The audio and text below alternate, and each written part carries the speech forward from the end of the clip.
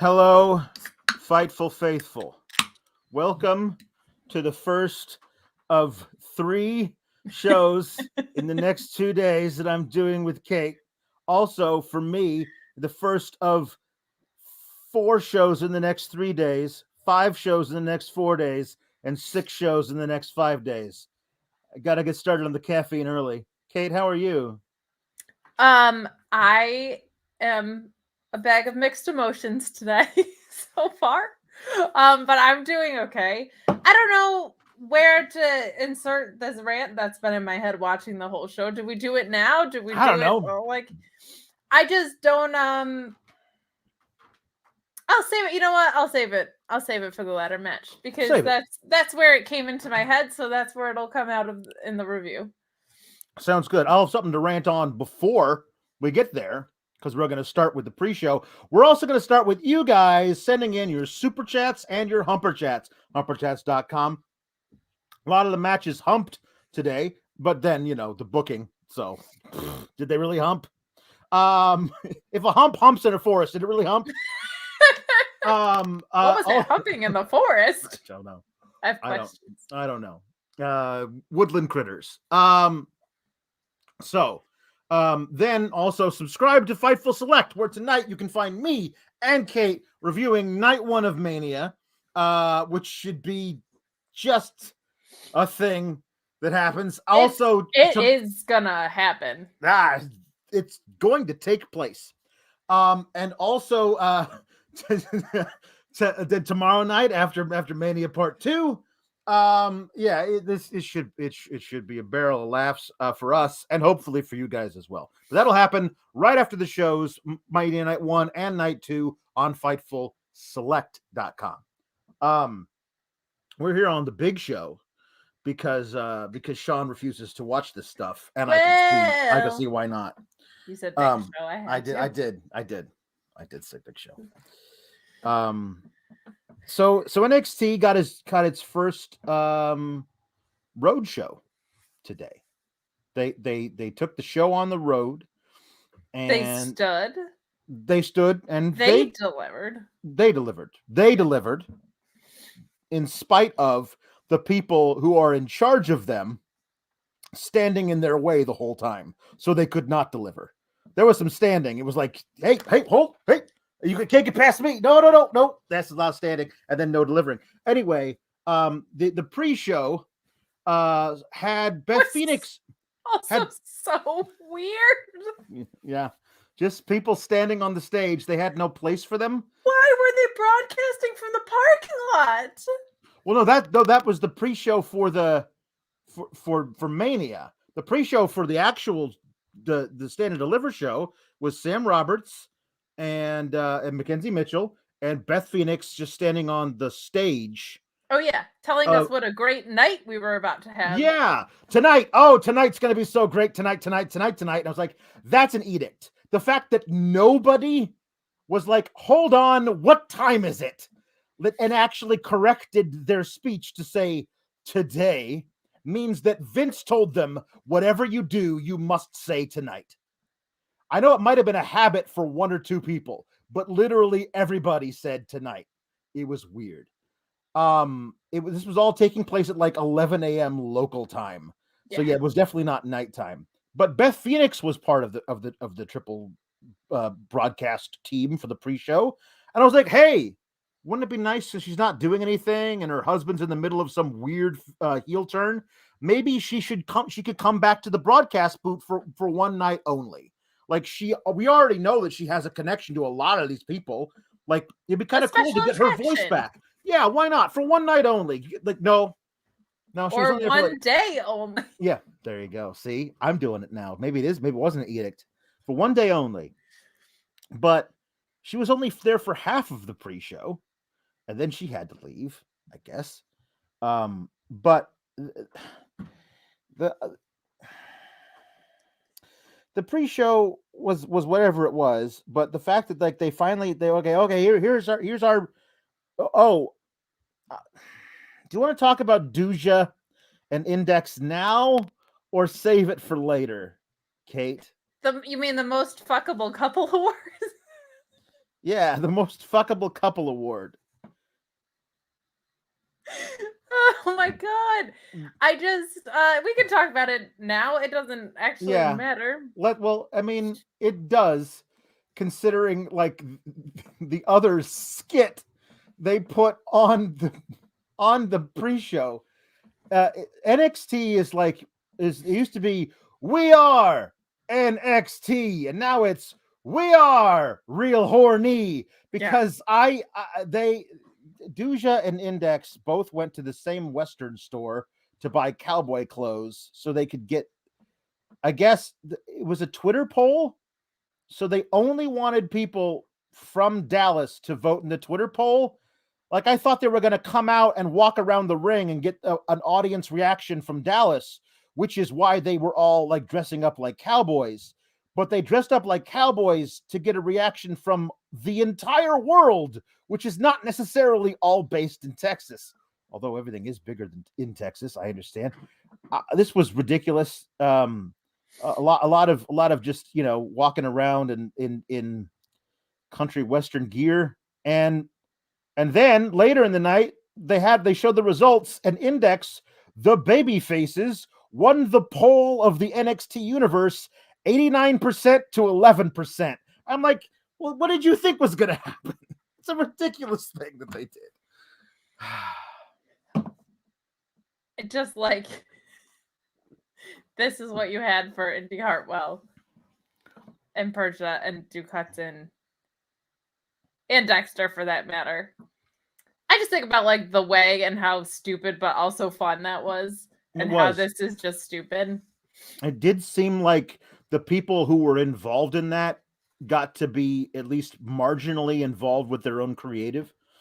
So it was always fun to watch. The other thing that happened on the pre-show skit-wise was that Idris Enofe, who was shirtless, that's very important to note it, because his tag team partner Malik Blade is there with a giant, it's not a fruit basket because there's no fruit in it, but it is a basket. It's got a lot of stuffed animals in it. It looks like something that you would give your 8-year-old niece. But that's what he thinks is going to win over Mandy Rose. He says, what do you think, Idris? Do you think it's too big? Referring, of course, to the basket of stuffed animals. And Idris Enofe says, oh, don't worry. She won't be asking that question tonight. And I'm like, oh, okay. That's great. Good. I'm glad we're doing this. And then it's like, no, what are you gonna do? Knock on Mandy Rose's door? Because that's where they're outside Mandy Rose's locker room. How about you just go in, just be a man and walk in? What's the worst that could happen?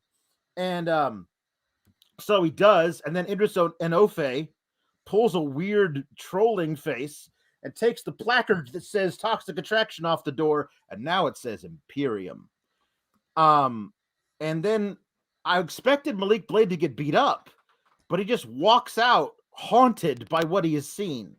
What he has seen is penises. That is the implication, that he walked in on 3 nude men. And then Idris Enofe says, April Fools, and Malik Blade says, it's April 2nd, which it is. And that's the end of that. That is the end of the skit. It has no relation to literally anything else, except for the fact that Malik Blade has the hots for Mandy Rose. But that's the only thing that has relation to anything else in the world. Why was this produced, written, put together? You spent time making this, then decided to show it to people. Why would you do that? Why would any of that happen, Kate? I do not have answers for you. Unless we're gonna get like a Mandy Rose and Walter are dating angle, I don't understand like what this was. That I would actually pop for. You know what? Fucking why not? Sure. The hot girl and Walter would be really, really fun. Sure. Good point in there in the chat that Otis was able to win her over with ham. So maybe stuffed animals will work. You never know. That is a very good point. But the actual match on the pre-show was the tag team title match. It was Toxic Attraction, Gigi and JJ, JC Jane and Gigi Dolan, versus Dakota Kai and Raquel Gonzalez. And they came out, Raquel and Dakota were the first to come out, and they came out and they posed a little bit on the stage and they walked down, and I was like, who the hell is standing on the stage? And I realized that's Sam Roberts and Mackenzie Mitchell and all the crew that are lighting them and filming them, because it happened in the middle of the pre-show. They didn't think to do it anywhere that wasn't directly on the stage in the path of everyone who would be entering during the pre-show. It was so weird and awkward.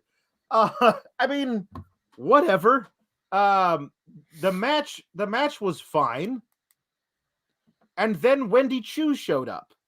Now, the last we saw that we thought she was kidnapped. Yes, there was a trail. There was a slipper. She was kidnapped. So apparently she got herself out of wherever she was kidnapped to. This happens to most people who are kidnapped in WWE. Like, they're just able to escape themselves. Like, that's usually not what happens in real life. But apparently that's what happens to WWE. And so she was able to she went out and bought a brand new sleep mask, brand new slippers, and a brand new thing to hold orange soda. And good for her. Treat yourself. Good for her. And she shows up, and Gigi Dolan's out there. So she smacks her in the head with a pillow, and then she smacks her in the head with, she throws the orange soda at her. And Raquel hits her with a big boot.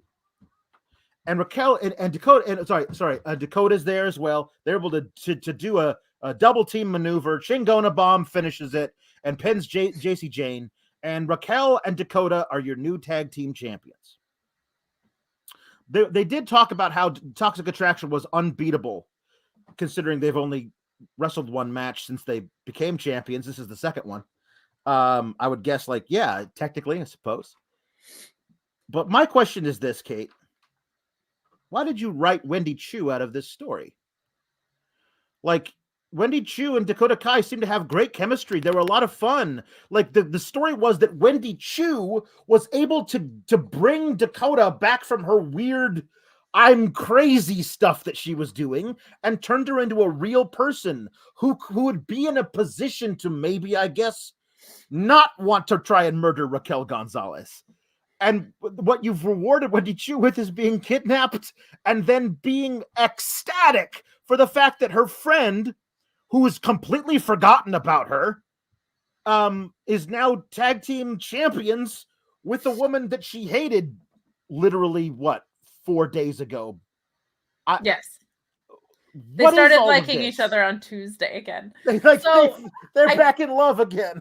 I don't so I'll say this. I thought that the Between the Ropes was fantastic. Like, yes.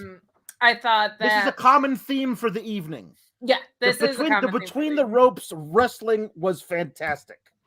And yet, yeah, here we are. So I'll just say that Dakota Kai is just so invaluable in so many things that she does well.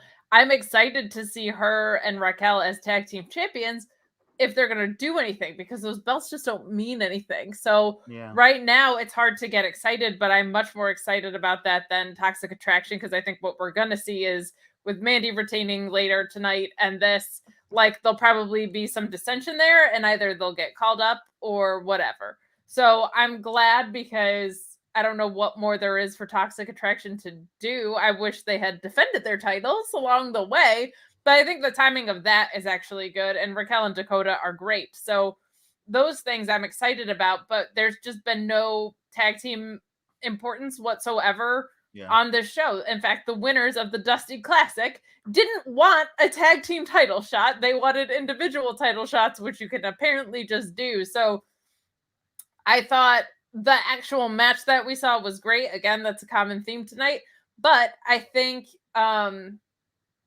it's hard to get excited about the momentum of something like that when there's just been no importance in the show for that. Why Wendy Chu would go help out someone who abandoned her makes not like a ton of sense to me. Like, I don't understand why getting replaced by someone would make you be excited to go help them out when you were in a time of peril. So that doesn't make sense for me. I have a feeling we're going to find out Raquel was the one that beat up Wendy Chu or whatever, put her away. But then why did you put the tag belts on them? That doesn't make sense either, because that feels like they're going to break up. So I don't know if it's going to be a hot potato angle or if this is just something that's going to make no sense. But I really liked a lot of what I saw in the ring today. And Dakota is just such a standout talent. I feel like whatever they give her, she just absolutely knocks out of the park. Yeah, she really does. And I thought both of them, there was a shot they were going to move up to the main roster. I think that's why I was the most confused about this. I thought for sure the two of them were going to move up. So I don't really know what the deal is. If this leads to another Dakota and Raquel feud, I wouldn't hate that either, but I just don't understand why you need the tag belts to do that. Right. No, I don't know. It's they spent a lot of time building to the breakup of Dakota Kai and Raquel.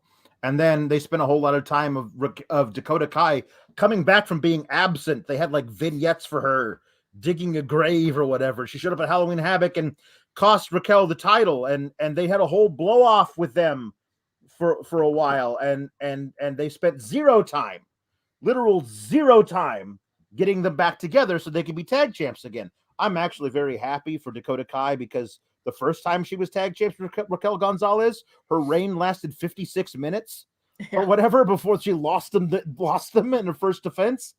So I'm happy for her. I feel bad for the character of Wendy Chu because it felt like that she was an afterthought and not part of the. They spent actual time building this friendship between Dakota Kai and Wendy Chu, and to see, I got invested in that. Yeah, I did. I liked the two of them together, and then you broke them up for no reason, so you could put somebody else. I'm assuming that Vince likes more with Dakota Kai and make them tag champs.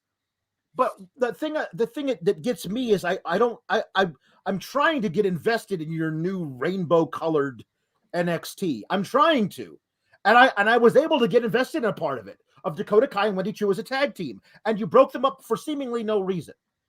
And so now why am I getting invested in anything going forward if whatever I can get invested in, there's no chance that it's actually going to pay off? It's weird. Buddy, we'll talk about that during the triple threat tag match too, but I mean, I guess where they're gonna maybe go with this too is that Wendy Chu versus Toxic Attraction might be something. Like maybe it was Gigi and JJ that were the ones that like beat her up. Yeah. But then she needs another tag partner. It just feels like a very roundabout way to get to wherever they're going. So yeah. But I'm glad that the better workers are the ones with the. I don't even know because Gigi and JJ are good with the belts, but if this is like the way Toxic Attraction is maybe going to make an exit from being the hot stable, I'm glad that the belts moved on to somebody that I actually have some vested interest in.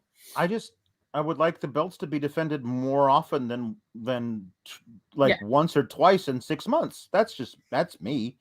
But again, all four women did a great job in this match. Yes, they really did. And it was nice to see the tag champs like in action, which makes me wish that they had defended this belt more. Like they have a propensity of doing that too. Like Shinsuke and Sami Zayn on the main roster. Like Shinsuke was injured in his reign, and the only time we saw him defend his title was when he lost it, and that match ruled. So it's just a little bit of frustrating on that part.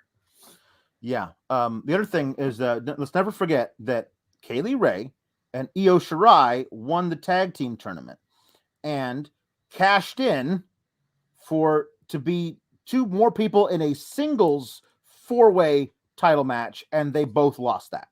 So they literally got nothing out of this thing that they won, because if you're going to book it that way, well, I guess what I'm saying is don't book it that way. Right. Going back to Duke Hudson in a cowboy outfit, Jake Salazar says this is what Hangman Page would have been had he signed with WWE instead of creating AEW. It's true. We got a couple things in here from the Kalex crew. Mark Quill says, sorry, I couldn't be there for the after party for Sit and Dine In.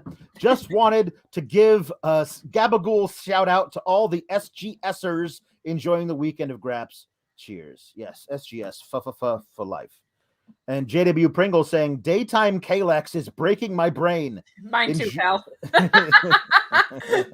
Enjoy your insane weekend of so-called sports entertainment. The Reverend blesses you both, Gabagool, and a Gabagool to you as well. And with your spirit. So that's the end of the pre-show. And now we get the opener, which is the ladder match, the 5-way ladder match with Carmelo Hayes, with Trick Williams, Grayson Waller with Sanga, Santos Escobar with all of Legado del Fantasma, Solo Sikoa by his damn self, Cameron Grimes with nobody. So this match, I said to myself, if you're gonna have all of these people out there, you have to book the match that they're doing stuff constantly, because it's a no disqualification match. And that seems like it's a lot of moving parts to corral, considering one of them is Sanga, who doesn't seem to know what the hell he's doing, poor guy. And they actually did. They had them do a whole bunch of stuff the whole time. And to their credit, for the most part, the stuff that they had the extra people doing, like, it seemed to like enhance the match. I do wish that it had played in more of, like, maybe you could tell a story of Solo Sikoa and Cameron Grimes realizing they didn't have anybody out there to watch their backs, so they were going to watch each other's backs. And maybe that could have been like a story, like concrete in the match, where you told that. There was one moment where they teamed up or whatever, but I think you could have told that story better. Sanga, please don't have anybody do dives onto Sanga. I know he's very big, but that very large brother does not want to sell at all. He got a suicide dive or a tope from Solo Sikoa, and like just barely got nudged out of the way. Like, you gotta sell a little bit for that thing, big man. This was chaos, absolute chaos. The biggest spot I remember from the match off the top of my head is a sunset flip bomb from the top of a ladder, Santos to Solo Sikoa onto another ladder propped up in the corner, and I literally screamed out on my couch, "Fuck me!" That was a crazy spot. I can't believe that nobody got really injured with that. But somebody did get really injured, though. Somebody did get really injured, though, because Grayson Waller did one of his I'm gonna get a lot of likes and views, and did an elbow drop from the top of a very tall ladder, ostensibly to Carmelo Hayes, who was laying on top of a ladder spanned from the barricade to the ring. But Trick Williams pulled Carmelo off the ladder at the last moment. So Grayson Waller just elbow dropped a ladder. Yeah. And the replays did not look good for his elbow. Let's just say that. Yeah. It was, all in all, it was a silly, stupid spot to do, really dangerous, and it turned out to, I hope not. I don't like Grayson Waller at all as a character. That doesn't mean I want him to injure himself and doing a really silly spot. Of course, yeah. But Jesus, that was, it was gruesome to look at in a few of those ways. But the finish of the match comes when Cameron Grimes is able to hit a top rope cave in on, I believe it was Santos Escobar, and climb to the top, and he goes 2022 the moon. Right guy won. I think Carmelo Hayes is next in line to face Dolph Ziggler, who, spoiler alert, somehow retained. So I think that we're going to see Cameron Grimes be a North American champion here for a while. And as our own Mark Losper likes to say, with the introduction of "I've got to do this for my dead dad" as his storyline, he kind of needed to win. So I'm glad at least they did that right. Your thoughts? I think this might have been my favorite match of the night. I feel like as far as all the criteria that you mentioned of booking and the right guy winning and the in-ring action being good, this kind of checked all the boxes. I agree there could have been a little bit more allyship, but a lot of stories got told here that made sense. And I think for people who might be tuning in for the first time, this was actually pretty good. Grayson Waller, that spot was insane and, in my opinion, probably unnecessary, like stupid. But you did see him go for the title earlier in the match, and then you did see him try and go viral later in the match, so things like that made sense. Cameron Grimes is just so damn easy to root for, man. Like, what an organic baby face. I am so glad that he seems to be someone who got rewarded in all of this. He just has such an organic connection with the crowd, and he did a good job here. One thing I appreciated a lot in this match was there was a lot less like slow climbing up the ladder from what I remember. Like, people went up the ladder at a normal pace, which I found really refreshing. Yeah, that's true. He did really well. Legato, I figured wasn't going to win, but I liked the orchestrated chaos with them. I thought that was really good. The only weak spot in this, I think, was kind of Sanga. There were a few moments where this just didn't feel very natural. The lack of selling that you pointed out, and God bless Elektra. Okay, I think she is fantastic, and she could stop him in his tracks with how beautiful and charismatic she is. Goals, honestly. But she landed a crossbody. She had this like little smirk on her face when she went to do it. I think she was like very aware that she was having a moment, which was kind of cool. And crossbodied him, but I was like, that doesn't line up that a security guard would get taken out by her. He's terrible at security. But overall, actually, this was a standout match for me. I did have the feeling that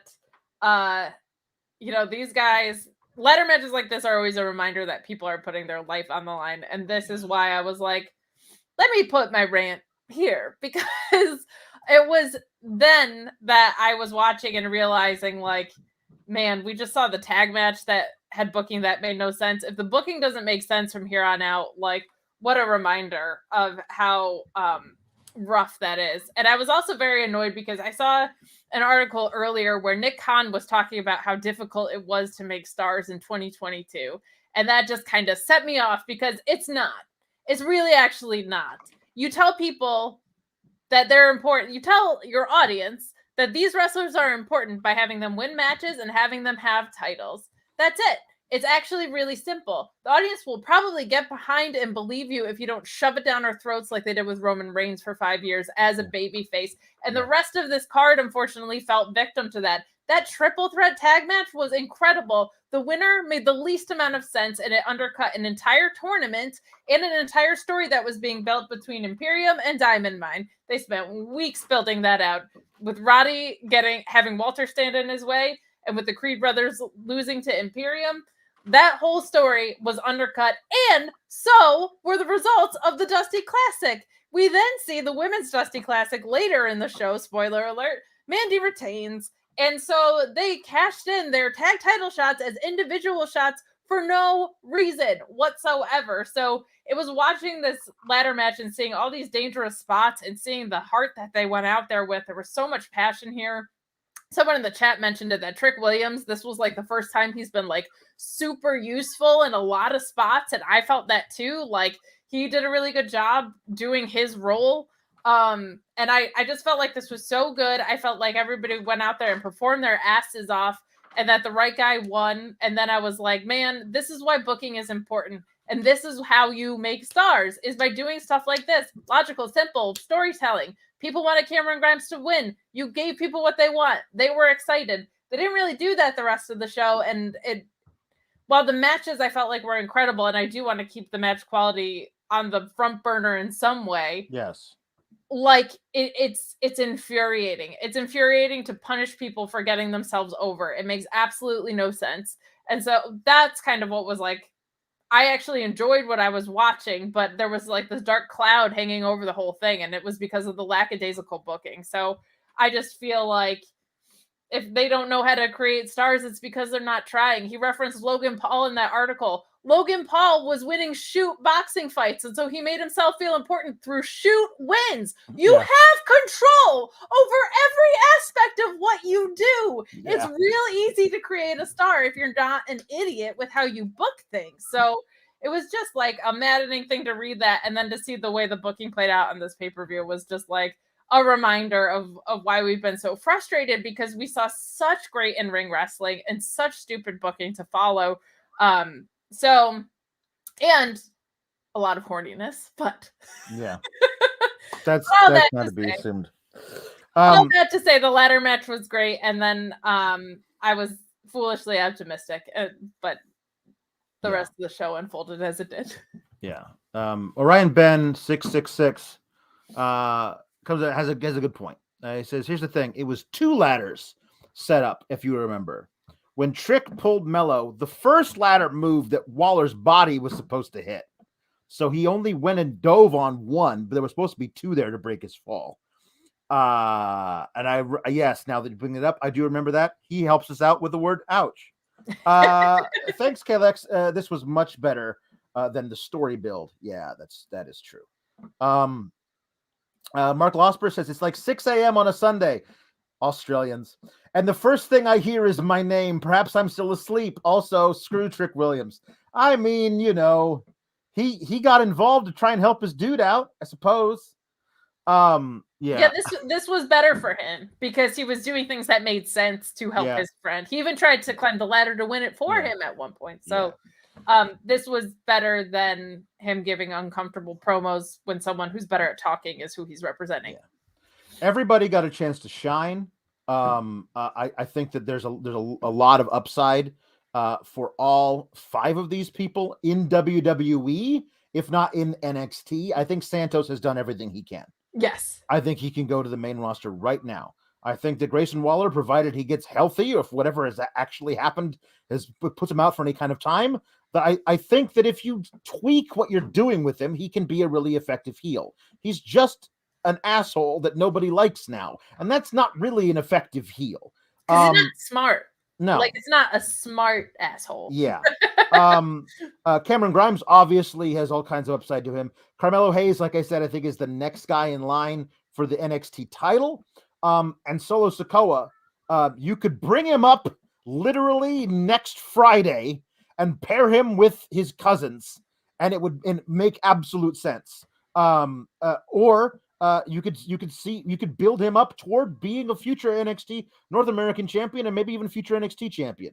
That's what you want out of your top mid-card guys. NXT somehow has a better mid-card than the main roster because not all of these guys have been booked into oblivion yet. Well, and the North American title was meant to mean something. And you didn't actually have that guy lose a bunch of matches, so that's good. And it was defended on your biggest show of the year. Go figure. That is also good. In a ladder match. Yeah, which is the thing they should have done with the Intercontinental title, but I'm not going to talk about that right now. No, we'll save that for later. So wait, hold on. Is the tag match next? Yes? But no, Tony D was next. Hold on. Tony D and Chops. Yeah. Bill Alphabet Bill. Teodorokakakos says it's 6 a.m. on a Sunday, and I too heard Mark Losper's name. Must be a pleasant dream. Aww. That's nice. Christian J says, how was NXT 2.0 sit and disappoint? I was just watching the Hall of Famer 2022 Taker's speech, was moving, almost cried. Also, watched ROH Supercard 2022 this morning. It was amazing. OMFG, that return at the end, I popped huge. But what does Tony D think of Samoa and Joseph? Listen, I like the Samoa Joe. I've always liked Samoa Joe. He seems like a kind of guy. He's my kind of guy. I love a guy who sneaks up behind somebody and chokes the life out of them. That's the kind of guy I like. That guy, I might have a spot working for me, if you know what I mean. I like a guy because usually you don't need to actually use the what do you call the coquina clutch. You just actually got to use piano wire, and then you can choke the life out of him a lot better. It's an idea, gabagool. Yeah. So we got a very moving spot, I thought, which was we got Tony D coming out with AJ Galante, who I am not familiar with, but they list all the things that he is supposed to be from. Netflix, I suppose. But they got him coming out, and I like that. But then Ciampa comes out with a really cool video package where this is this man's last match here video package, where a bunch of people file in and watch a bunch of his highlights and stuff on a screen. Like a projector projecting it on his garage door that he cuts promos in front of. And then he came out, crowd goes nuts. And then he grabbed a bottle of water, dumped some of it over her head, took a swig, and did the Triple H pose. And then did the Shawn Michaels little lunge and pose in the ring. And then did a bunch of Triple H's moves in the match. It was clear this really one of Triple H, one of Hunter's last guys. Yeah. Last real guys. This is his swan song. This is like there are guys who date back to the Black and Gold who are still in NXT, but this feels like the last one of Hunter's guys. Yeah, so he'll get called up to the main roster and be called Derek McDimey, and he'll join Butch and whoever. He's going to be Tommy Chimpanzee, and he's going to be an ape trainer. Perfect. There you go. Perfect.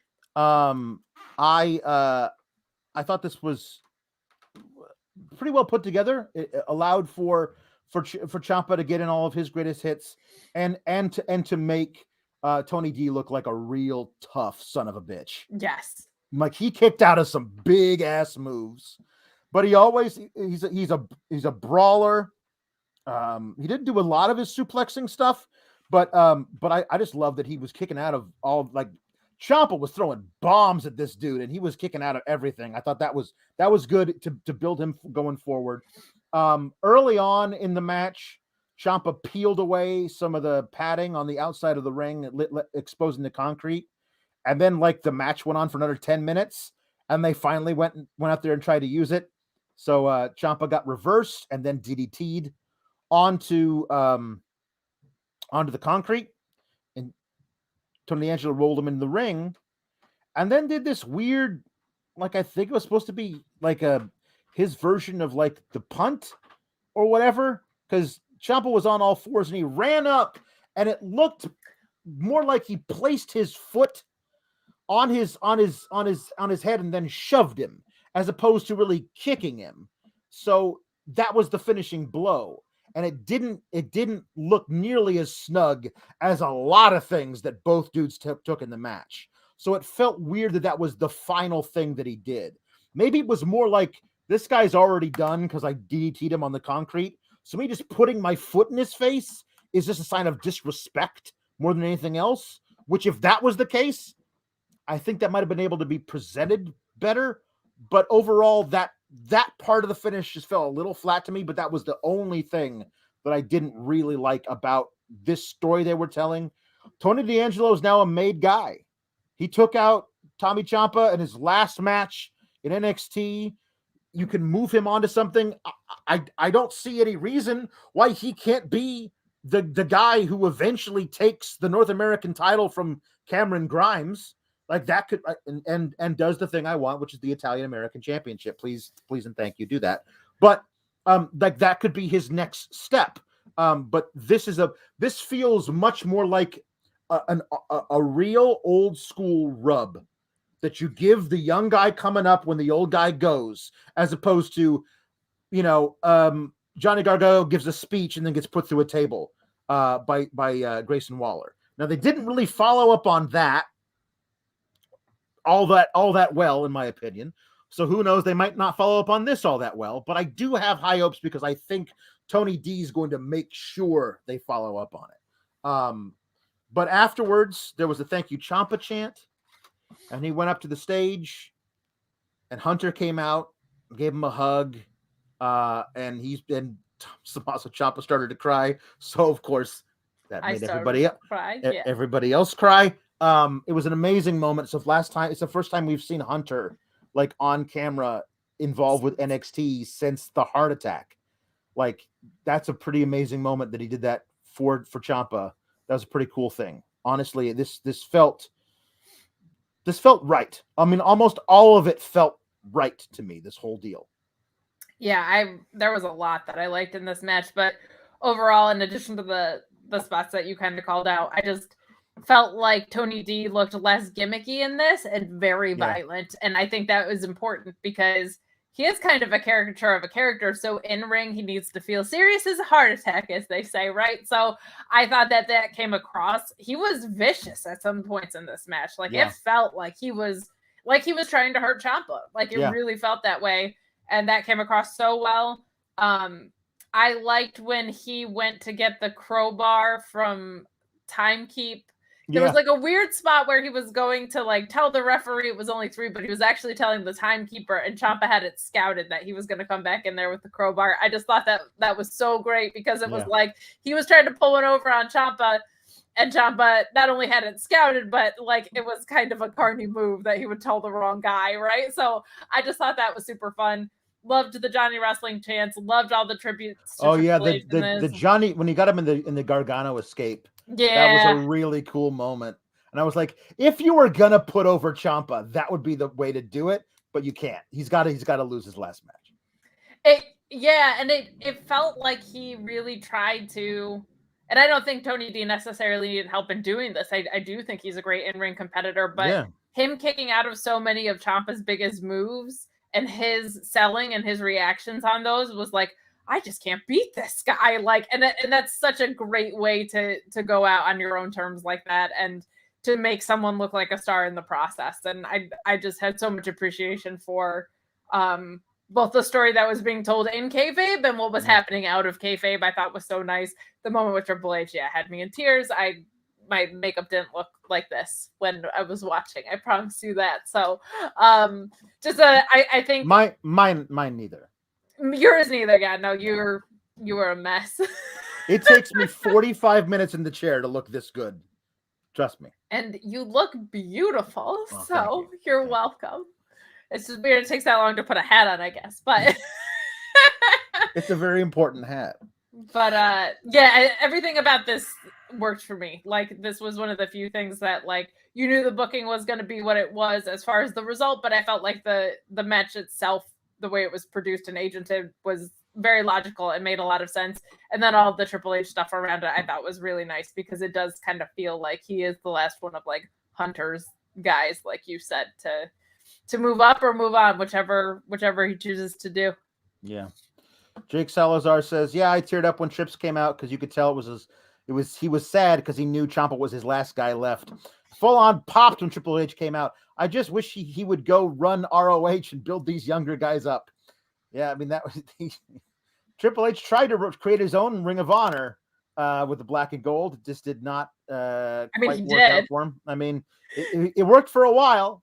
Just it worked as a standalone thing, and they wanted it to be developmental. Yes. Pile Driver Finisher says, for the Gabagool made man, Tony D. Thank you, Ciampa. Hey. Mark Losper says, it feels incredibly sad that we all know Ciampa is leaving to his certain doom. Ciampa is going to be another star Nick Khan fails to create. I don't know that I know what like the thing of it is the roster is so thin right now on the main roster. Like it feels like they can't afford to actively ruin somebody because they need them to at least be viable for when they need somebody to challenge. I mean, I don't know. They're actively ruining Finn Balor right now. So what am I saying? They called up Pete Dunne and named him Butch immediately. Well, like they think that's fine. The Butch thing is fine.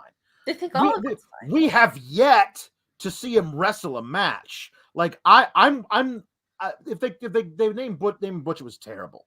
If his name was Pete Dunne right now, and he was hanging out with Sheamus and Ridge Holland, and never wrestling, I'd have a bigger problem with him never wrestling, because Pete Dunne's a great wrestler and I want to see him wrestle. If he starts having matches and losing all the time, well, that's a thing that I'm going to have a bigger problem with, because that's the problem. So if Tommaso Ciampa goes up there and wins, but they call him Luigi the pizza maker, but he's winning, like I'm fine with his new terrible gimmick, because at least they have him winning matches. That's the thing that actually matters the most to me. Shocker, wins and losses mean the most to me. If we didn't get Tony D versus Luigi the pizza maker, that would devastate me. That would devastate me. If they call him up to give him that gimmick and we don't see that versus Tony D'Angelo, I'm upset. Yeah. John D. Barker says, with Triple H coming out for Ciampa, it made me think how much he probably wished he was there for the other departures like Gargano and Cole. That's so true. Love the tributes to Hunter by Ciampa tonight too. Yeah, it was pretty amazing. And Mark Losper says, stealing from Bill Alphabet, Ciampa is going to join Edge's House of Black. Mount Omnipotent's favorite stable of mid-carditude. Now, I refuse to shit on something before I've seen it. That is a personal thing where I won't shit on an album that I haven't heard. I won't shit on a wrestling stable I haven't seen. I won't shit on a TV show I have not watched. So, while the forecast is grim because of everything that they've done recently, and I'm pessimistic, I refuse to knock it until I've seen it. If Edge is running a stable that consists of himself, Damian Priest, and Tommaso Ciampa, that's about as good as you could, as good a start as you could get for that thing to work. Like, that could be really interesting. Now, could they absolutely screw it up? Yes. Is there like an 80 to 90% chance they will? Yes. But that's a great jumping off point. Like, I think those three dudes could do some really fun stuff. Now, in that trio, is Tommaso Ciampa going to be the one who's getting pinned in all the 6-man tags? Yes. Was that going to suck? Yeah. But I still think there's something possible there that might be really good. Maybe. Probably. Diet House of Black. Diet House of Black is going to be an interesting one. Yes. So we got our triple threat tag match, this is the good way to do it, which is there's one guy legal from every team at any one time. At some point in time, didn't matter who was legal because everyone was fighting each other, but that's the way these matches work. Look, I don't know how to parse this. The booking decision to put over MSK makes so little sense to me that I can barely remember anything that happened in the match outside of the really big Creed brother doing a cannonball from the top rope to the outside. Like, it's hard for me to remember others because I was so dumbstruck by the choice to have MSK lose the finals of the the Dusty Classic tournament to the Creed brothers and have them get a title shot at the same time as the Creed brothers and then book them to win the titles after their first reign was marred by such a weird reaction in your home arena. And I don't know if they show up on Tuesday with the belts and the crowd still wants to boo them. I don't know that all of the time you spent sending them on a wild drug chase will actually, have done anything to help them. It's a very odd choice. But I think I'm burying the lead. They changed Imperium's music, Kate. It was what do you call what's the damn word for it? Oh, it's the thing where it's anybody can use it. Public domain. It was a public domain classical music thing. It was awesome. Everybody got to go da da da da da da. Da, da, da, da, da. Everyone got to do that, and they were like, no, we don't like you to have fun. Here's another piece of music that we bought for some reason. And so it's like I can't even like Imperium anymore. Imperium's entrance used to be a thing I used to like. Now I don't, because they changed the music for some reason. Yeah. All of this felt bad because I was promised something. When you tell me there's a tag tournament and the winners get a tag title shot, I was promised something, Kate, and then you took it away from me. Why did you do that? Bearing the lead again, as Malcolm Bivens' outfit was incredible. Oh, you gotta acknowledge the fit. I apologize. Fantastic. The fit was fire. The fit was fire. We love the Diplomats tribute. Wade Barrett putting that over well on commentary too. I am so unbelievably frustrated by the fact I knew they had screwed up the Dusty Classic. I did not know that they were also going to go ahead and screw up about 8 weeks of programming of, as I said earlier, of Walter standing in the way of Roddy, of Eichner and Barthel standing in the way of the Creed brothers. They have built this out. There was a championship involved with the North American Championship. There was a tournament involved, and they cut out the legs from all of it, and they had a 66% chance of not doing that. They could have put it on the Creed brothers and it would have made sense. They could have put it on an Imperium and would have still made sense. All of those things would have been fine. We've already seen the Creed brothers beat MSK in the finals of the Dusty Classic Tag Team Tournament. Correct. So I thought the only reason you were putting MSK in this match is to have the Creed brothers pin MSK so the Imperium would be pissed they never got pinned to lose their titles. And then that's part of the storyline that continues between Barthel and Eichner and the Creeds, who work really well together. Like, I thought that was the part we're going to extend this. And I thought to myself, well, if they're going to have the Creeds lose, that sucks. But surely it will be because the people who attacked them a few weeks ago are going to come out and make their presence known in this match, which will therefore start that thing going again. But they didn't even mention that at all during the broadcast today. So maybe that's a thing that never happened now. The booking is maniacally frustrating. It feels rushed and thrown together and like it makes no sense. I, like, on the prediction show, kind of predicted it would be MSK because it's the thing that makes the least amount of sense. Of course, why wouldn't it be? I sure as hell hope they're having them plan on working heel because they're going to step back in Florida and they are going to be heel whether they want to or not. I don't know anybody. I didn't see any positive stuff on here about MSK going over. It makes no sense. They're not over. Nobody knows if they're face or heel or not at this point because you were unsuccessful in your attempts to get them over. It makes no sense.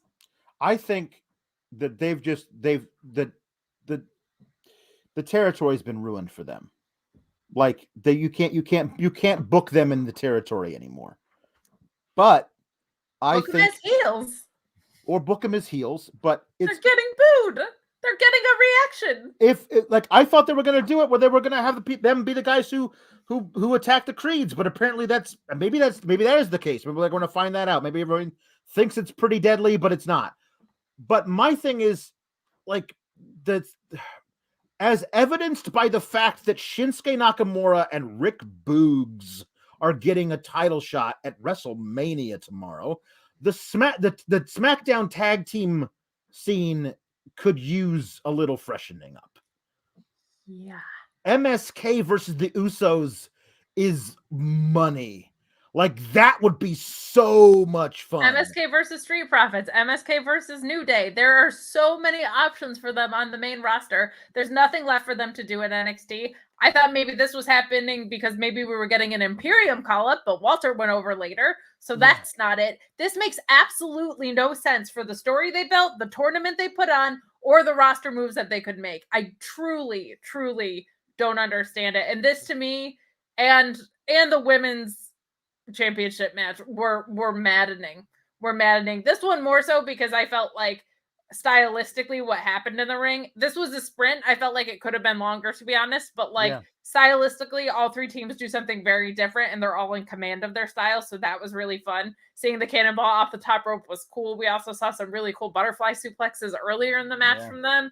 But like, there's just, I don't know how I'm supposed to be invested in stuff when you keep telling me these are the rules we play by and then breaking them constantly. Like you have made devices to make things feel important, championships, tournaments, and you have made them feel unimportant by your own doing. It just makes no sense. But the match was fun itself. But like, how many times can we say that both about NXT and about the main roster? Because it's not a quality of the talent, despite what Nick Khan wants you to think, that they just haven't been star worthy for the past decade. It's not that. It's them. It's the creative direction of the company on all three brands. Yes. Yeah, you're completely right. I am right. You are. Feeling Dreepy says MSK unfortunately feel like 2006 DX, where their comedy is kind of lame and everything has to be about them, even when it shouldn't. Well, look who's still nominally in charge of the brand. The game.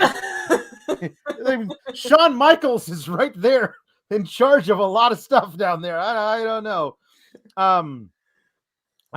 Riot DR says, my friends, NXT books 2 weeks ahead, if that far. I wouldn't be surprised if Imperium invades SmackDown in a few. Yeah, I mean, they might. I mean, like, listen, Walter didn't go from being like a slightly doughy giant man to Michael Phelps in a few months because he's like, oh, I just want to get healthy. Like, somebody gave him the idea, like, you should really slim down for Vince. Like, oh, okay. Yeah, I will do that. To Michael Phelps. That's what we'll talk about. That dude is svelte. Like, he has lost so much weight. Michael Phelps, what a pull. I just love it. He's got a swimmer's body now. I mean, he's very tall, so like those guys are really usually like the long, He's got those long arms. He's very pale. All those swimmers are very pale. It's very true. My goodness. Orion Ben 666 says, now Alex is where I was 4 months ago. Just seeing how WWE has taken away piece by piece what hooked me to NXT. Oh, that's not new. That's not new around here. Imperium's music, salt in the wound. Oh, no. I listen. I am because, believe it or not, it's called sour grapes. I do get some feedback of you're not giving this a chance. And so I'm trying to give it a chance, Kate. I'm trying. And I thought pairing up Dakota Kai and Wendy Chu in the beginning was a dumbass idea. And by the end of their run in the tournament, I was all in on them as a tag team. And they were like, nope, just kidding. And so, like, I gave it a chance. And then they decided, no, you were wrong to give this thing a chance. Like, I can't get burned again. Fool me twice. Fool me once, shame on me. Fool me twice, won't get fooled again. Sorry. No, you're fine. That's perfect. The N and the H says, if y'all are this frustrated now, just wait until tonight and tomorrow. See, the thing about it is, Kate, that tonight and tomorrow I have no illusions are going to be good. Like, I still somehow thought we could possibly get some good storylines in here because the matches I knew were going to be great because the kids are going to try so hard. And they keep on saying, like, well, here's a thing that is obviously booked to this. Nope, we're not going to do that. Or we're going to do a swerve because that'll be fun. Like, no, it's not fun. Don't do that. Don't do that. Well, there's like, I like New Japan and they have insane booking, but their insane booking pays off. Not so much in the past year and a half have I been like on the New Japan train, but they have bananas booking, but it always pays off, like, all the time. This time it never pays off. This feels like punishment booking. Like when there's swerves in New Japan, it's done to make a star. Yeah. When it's done here, it's holding them back. It's preventing them from becoming one. But I guess we just need to be like Logan Paul and go do celebrity boxing fights because that's how you make a star in 2022, according to Nick Khan. Not wins and losses that you can control on your own damn program. Nope. Mark Losper says, honestly, we should just be glad that they didn't change Imperium's music to the German national anthem. Thank heavens for small mercies. I honestly, because I don't know a whole lot about foreign national anthems or old classical music. I thought the first time I heard Walter's theme was that it was the Austrian national anthem.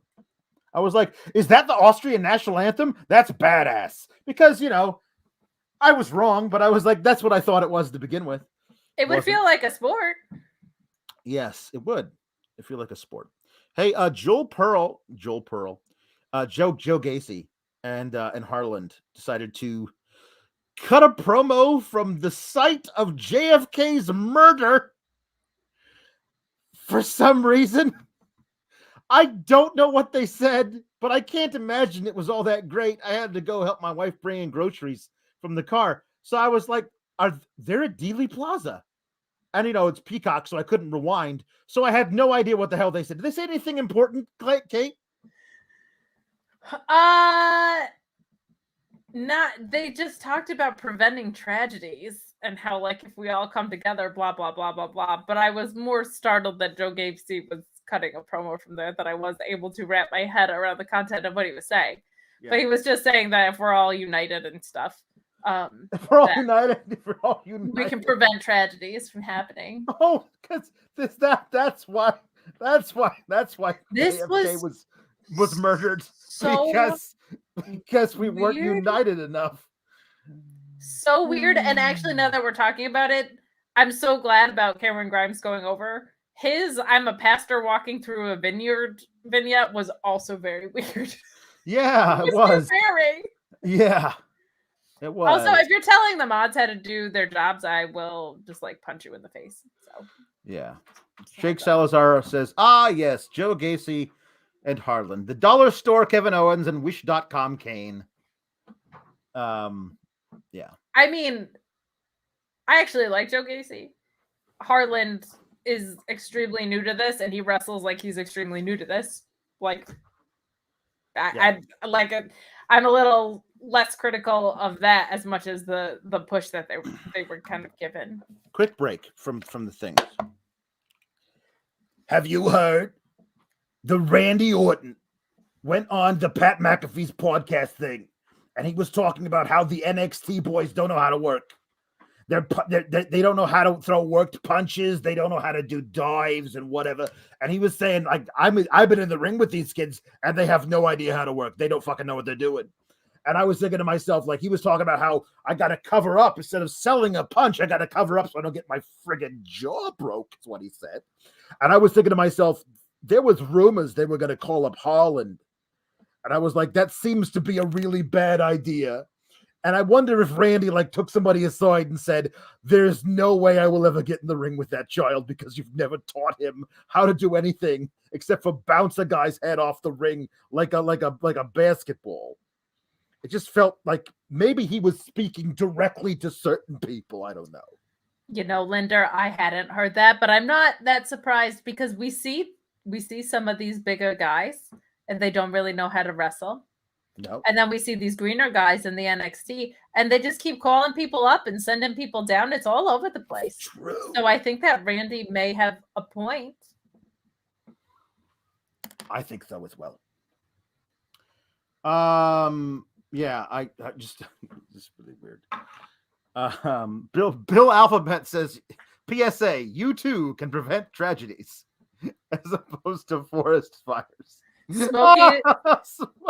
That would be like, not Smokey the Bear, but he'd be like Traumadon the Bear or something. Traumadon the Bear. There you go. That's good. That's good. Mark Losper says, if Joe Gacy wants to prevent a tragedy, he should send Harland for more training. There you go. He doesn't look great. He doesn't look great in what we've seen. I think Joe Gacy is actually pretty decent in the ring too. Yes, like I don't need Harland. Jake Salazar says, so Kate, what I'm hearing is say that you like Gacy, but Harland, not so much. I just think Joe Gacy has a better handle on his narrative. Like he can control. He's able to his control narrative. His narrative. Harland, not so much. Yeah. Well, we got our 4-way ladies match. Kate. We did. Mandy Rose had her hair in a very dramatic ponytail. Before we get into the match, though, Kate, I don't know why I was not shocked by this, but just like, oh, hey, that's a thing I didn't know. Perhaps I should have known this. Cora Jade got a WrestleMania type entrance. There were a bunch of people who came out with skateboards, and they were skateboarding back and forth and like around each other on the stage. And then she came out and kind of wobbled for 3 feet and fell off. And I was like, oh, that's too bad. She lost her balance. But now when she skateboards down the ramp and around the ring a few times, she'll get it back. She picked up her skateboard and ran down the ramp. And I was like, does Cora Jade not know how to skateboard? No.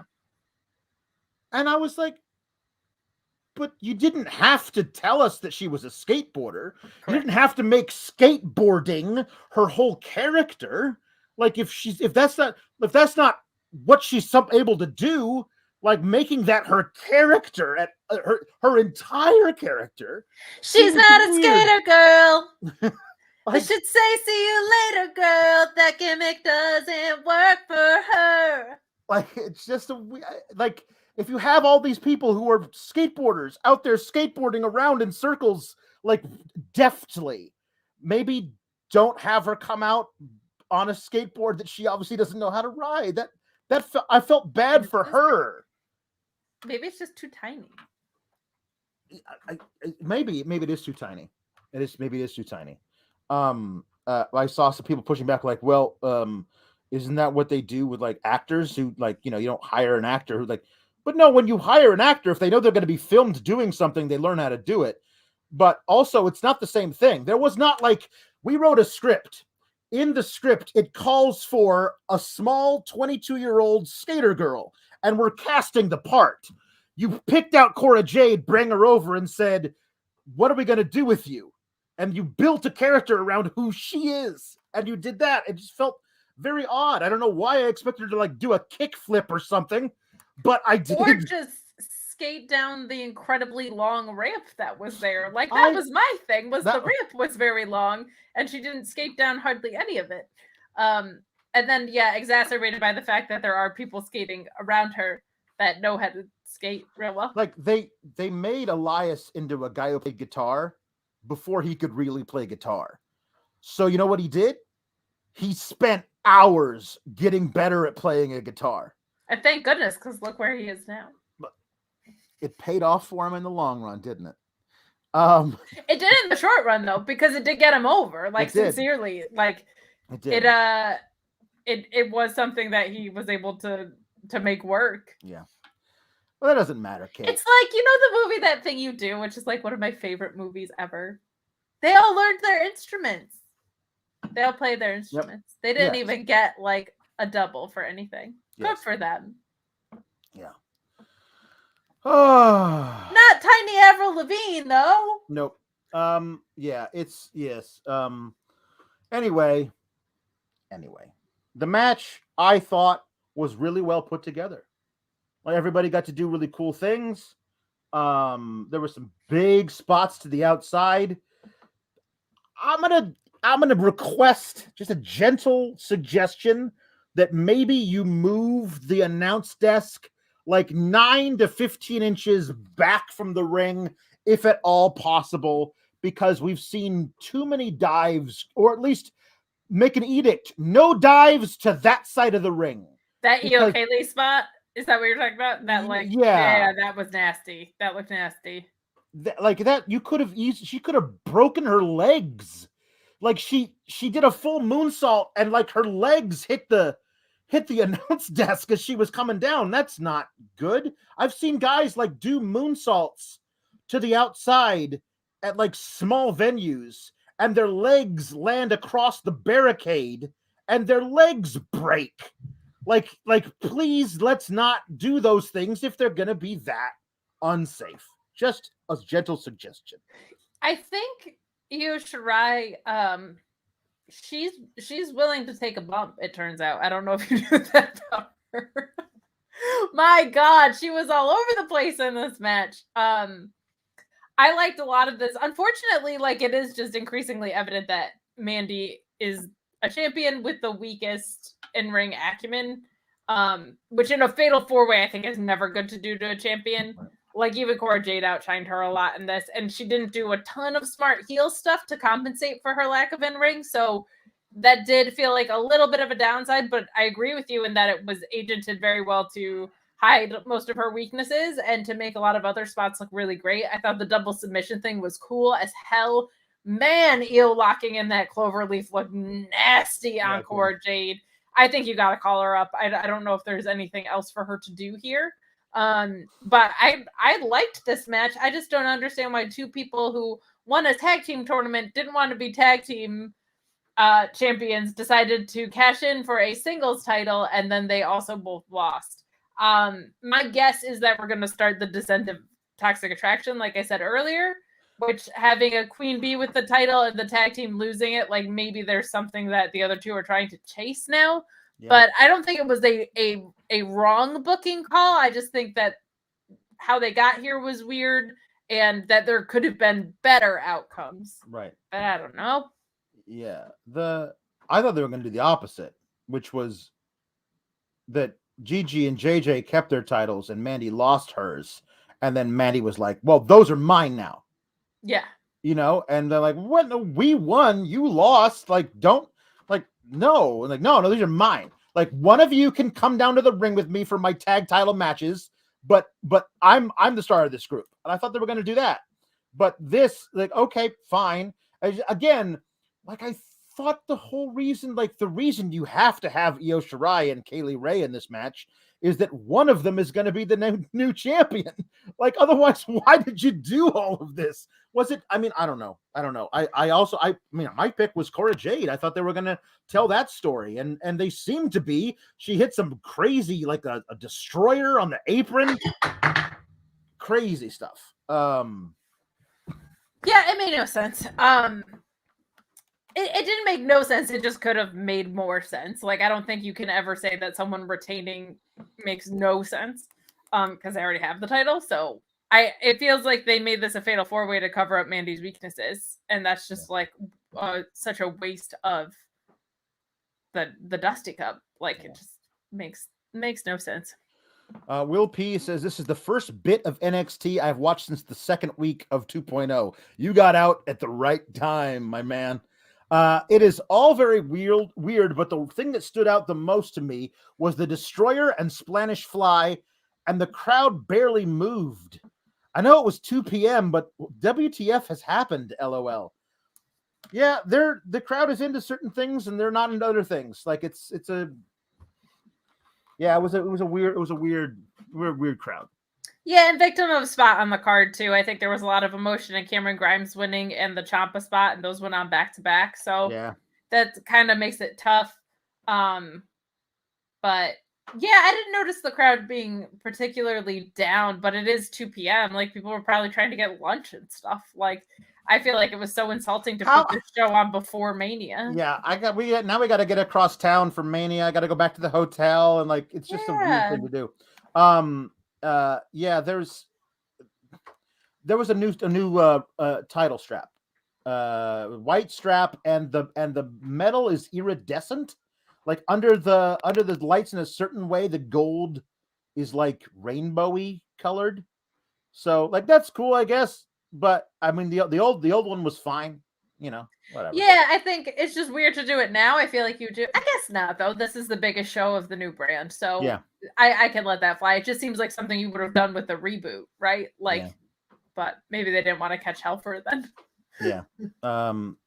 Bill Alphabet says, how Mandy survived so long outside the water boggles my little brain. It's true. You think she would have dried up by now. She really has grown in this championship reign. She spent more and more time. You've seen her really grow and how much time she's able to spend outside of the pool. And I just think her reptilian ways have been really impressive in this title reign. Yes. Jake Salazar reminding us of the time that there was a exchange between Cora and Darby about skateboarding, but then again, she got the better of that exchange by the end. So she did. They were both not in a great call on that, I would say. No, not great for either of them at that time. Mark Losper says, so was Tony D the only new guy who went over? I wonder why they can't make new stars. Yeah. Tony D was the only new guy that went over. I mean, MSK isn't new. Cameron Grimes isn't really new. Mandy Rose isn't new. This is her second time in NXT. No, they're not this. I will say though, like in a developmental brand, I have less of a bone to pick with that because I think Cameron Grimes can help make other people look like new stars, and I felt like ring wise, a lot of people looked strong today. So, like, I definitely understand that, but I feel like in developmental, like having guys that know what the hell they're doing is a huge advantage that you kind of want people with a little bit more experience to hold those posts. Yeah. But I that's a very fair point. A very fair point. So we got LA Knight, Larry Knight, versus the very svelte Gunther, Walter. The thing of it is that people are wondering what's his secret. Like, is it exercise? Is it a certain kind of diet? Well, I know his secret, and Sean Ross Sapp knows his secret too. Cameo. What's up, you guys? It's Sean Ross Sapp. I'm not here physically on the show right now, but I still wanted to tell you about how I'm starting my day no matter where I am with delicious Magic Spoon cereal. 0 grams of sugar, 14 grams of protein, only 4 net grams of carbs in each serving, only 140 calories per serving. Keto-friendly, gluten-free, grain-free, soy-free, low-carb.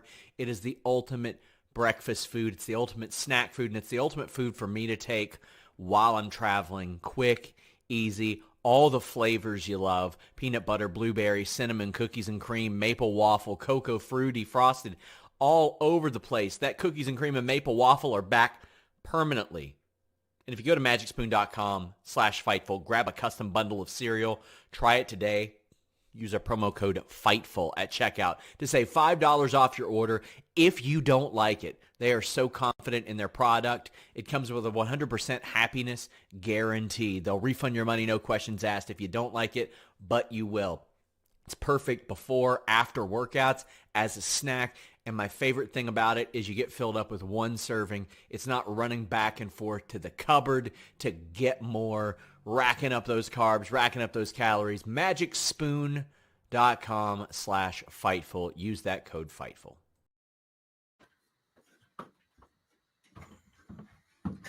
Don't worry, everybody. Kate's here. She's just fixing her lighting. So she'll be back in a second.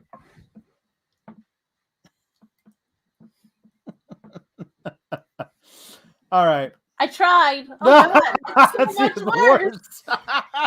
Oh, no. This is why you can't podcast in the daytime, This Kate. is so weird. Maybe if I... Hold on, I'm going to try one more thing. Okay. All right. So, it's a hazard to podcast in the daytime. We got Gunther with his terrible new music versus Larry Knight.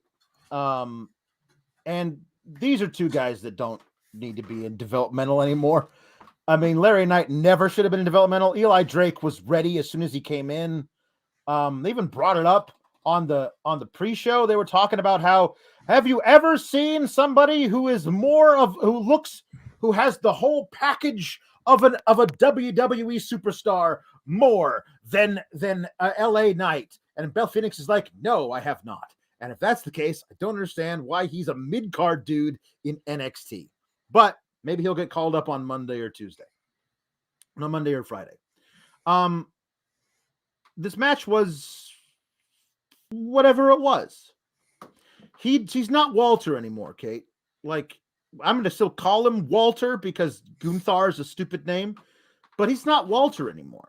Like, he's lost so much of that heft. He's still a very tall dude, but like I said, he's closer to Michael Phelps than he was to whatever he used to be. He's lost so much weight. Good for him, by the way, but it doesn't feel like he carries that kind of, I don't know, like just, it felt like the ring shook when he walked, when he strode up to you and chopped the life out of you. Like there was something about him that doesn't exist anymore with a little bit less weight on him. I'm not saying he can't be intimidating. We saw him be intimidating here as well. But it also feels like somebody took him aside under orders from people who were at the top and were like, we're going to need you to change up the way you work a little bit. Because it used to be, it was just like, I'm going to chop you until you die. And then after you're dead, I'm going to powerbomb your body into dust. And then I'm going to pin you. And he doesn't do that anymore.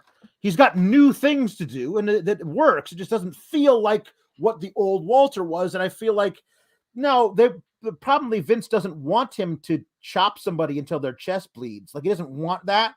Like, he did that to Duke Hudson, but I feel like this is like a test run for what he might do.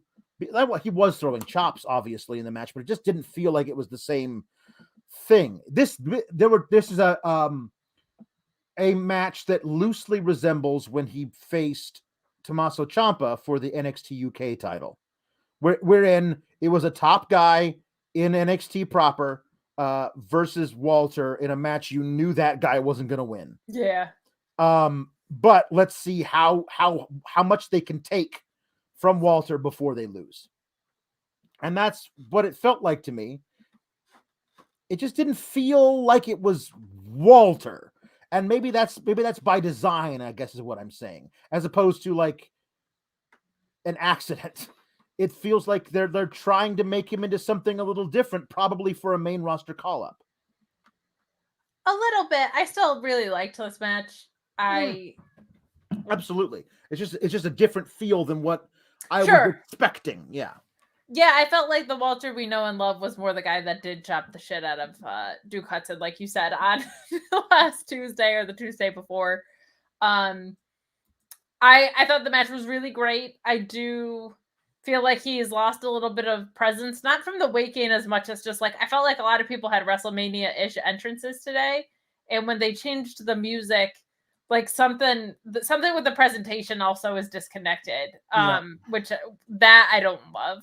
But I thought the match was really good. I think you should call up LA Knight tomorrow to feud. Well, not tomorrow because tomorrow's night 2 of WrestleMania, but like maybe Raw after Mania. You should call him up really soon to inject some life into that mid-card picture if you want it to mean something, because he is one of the more polished workers that's in NXT right now. And I feel like even if you don't like what he does is way more tailored for the main roster than for NXT. So just call him up. Like, it's kind of ridiculous that he was here in the first place with the amount of experience that he has.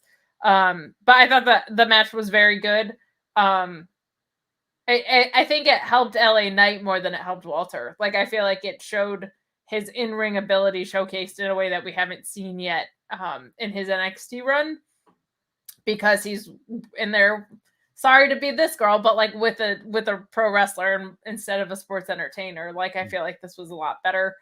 His matches with Grimes were good too, but like this was, I think, a little bit more of a serious endeavor or something. Like it had a little bit more weight to it. So overall, I liked it. There were no real stakes with it. There wasn't a ton of build, but the match itself was good. It's just kind of weird because I feel like both of them should be called up to the main roster, but I'm guessing, I don't know, man.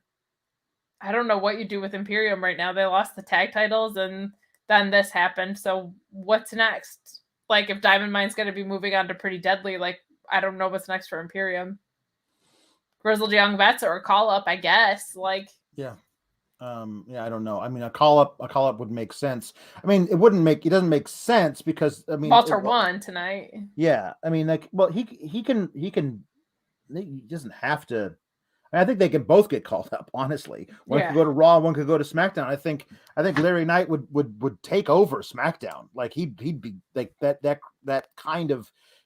Fox would love having him cutting fun, like outlandish promos. Like there could be a lot of fun, and Walter would be really great as this imposing figure in the mid card. But like, there's too much stuff that there's a bunch of stuff they could do with Walter on Raw if they hadn't actively ruined everybody on that show. You know, like if Finn Balor was on a hot streak and we could trust them to book Finn Balor like he was great, like if he won the U.S. title and was winning U.S. title defenses, if the Demon beat the Damien at night 1 of WrestleMania and on the Raw after Mania, Finn Balor says, "I've beaten everybody. Nobody can stand up to the Prince," and Walter came out. Like that's a U.S. title feud. Like that would be awesome. Of course, Finn Balor has been booked like a child recently. He looks like he's been barely booked. He wasn't even at Rumble. Yeah, he loses everything, so you can't do that feud anymore. At least you can't do it so it would be fun. You can just have Walter come in and squash him, and what's the fun in that? You know? Yeah, and I mean, yeah, Walter versus so many. Like, Walter versus Seth is something I would love to see. Like, there's so many. Yeah, Walter versus Owens all day. Like, I think there's a lot of fun possibilities, but that would involve them addressing massive, deep-rooted problems in their booking picture. Mark Losper says they've taken his name, they've taken his music, they're taking his chops. He's a new outfit away from being ready to be fed to Roman Reigns. Chop it time. Chop it time. I gotta watch you. But anyway, the finish of the match is that Larry Knight winds up sitting on the top rope facing out and gets clubbed off the top rope onto his back, and then that was pretty fun. Big splash to his back, which had been being worked over the entire match. I'm just trying to stay out of the blinds. It's just so artistic. I love it. Oh, thank you. It's just like this, like it's like the very, very dramatic, you know, like the and then a power bomb for the win. I did like the finish. I thought that was a fun display of power. Yeah. So Braun Breaker is still a Breaker. So wanted him to do an interview where he said, "Now my dad and my uncle are in the Hall of Fame. Now I'm Braun Steiner." It was never would have been a better time to do it, Kate. But he inducted the Breaker brothers into the Hall. Why would he do it now? I know. Yeah, no, that's true. But he had an elaborate entrance where he went and picked up a rainbow-colored chainsaw from backstage, came out and chainsawed through a giant styrofoam X, and then kicked it over and went to the ring. And then the champion, Dolph Ziggler, came out with Bobby Roode and just did a regular old entrance and walked in. I was like, well, Jesus, man, they are putting over Braun hard in this match. Like, look at the difference in the way they're presenting them. Like, they're obviously going to do the thing where, like, okay, we wanted to see if, like, the crowd would get behind him as a babyface challenging the heel. And obviously they are. So we made the right decision that we're going to have him win. Now, the match is fine. There's some giant spears that Dolph Ziggler takes. Robert Roode was sent to the back like forever ago. Like, he was sent to the back 3 minutes into this match. And then he comes out and pulls Dolph out of the ring or whatever. And the ref doesn't do anything. He does not Dairy Queen him. I'm calling DQs Dairy Queens. That's good. I like that. But if he had Dairy Queened him, then we still would have had Ziggler as the king of NXT, and that's not something I wanted either. So I understood they were praising the ref for letting the match continue. But there was no excuse for Bobby Roode to not be arrested at that point, because he was upset. You leave, and he came back. But Braun took a famouser and then a zigzag, kicked out of it. I will say the thing that Ziggler was saved from being pinned by was a giant spear, and then pick him up over his head and do the his little power slam deal. So he's going to lose then. But Braun tries to do that again, hits him with a third spear, picks him up like he's going to do the same thing to him again. But Dolph rakes the eyes, hits him with a super kick, and pins Braun Breaker. And I don't know, Kate. I mean, he's got to be getting called up. They're calling him up, right? There's no reason you would do this unless you were calling him up. And God help me, I think it's too soon. I think he's amazing. I think that, honestly, I do believe this. I think unless you actively fuck him up, he is going to be the biggest star in your company in 5 years. I think calling him up right now is step one of actively fucking him up. And that's what I'm worried about.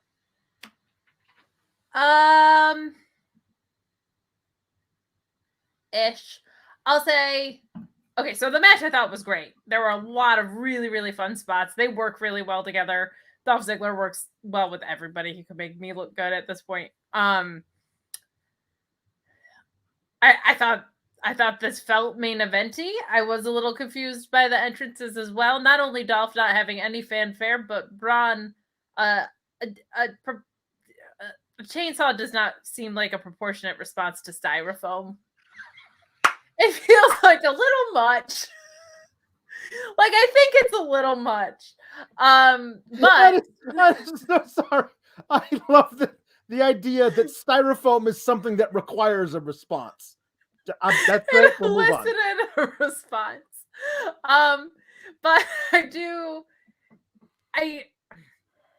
I don't even think he's not ready. I don't think creative's ready for him, if that makes sense. But I do. If he dethrones Roman, I'm okay with it. If he's actually going to dethrone Roman at SummerSlam, which is what I've been saying for months, and everyone said, no, it's too soon. That has never stopped them from doing anything before. I am so distracted by myself in this lighting. I'm so sorry. Well, hold on 1 second, because hold on. Bill Alphabet says Kate is in a noir detective film. I am. We're so close to the end. I don't want to go and fix it again. No, but it's fine. I love it. You know what? This match, I will say this. It had me standing on end in a sense. We have a second ad to run, don't we? I'm just checking to see who it is. We do. Yeah. Here's the ad for Boner Pills. You don't get a transition today. I'm sorry, there's no segue, but I gotta fix my lighting. Your penis is soft. Let me help. Not like that. BlueChew.com. Code Fightful.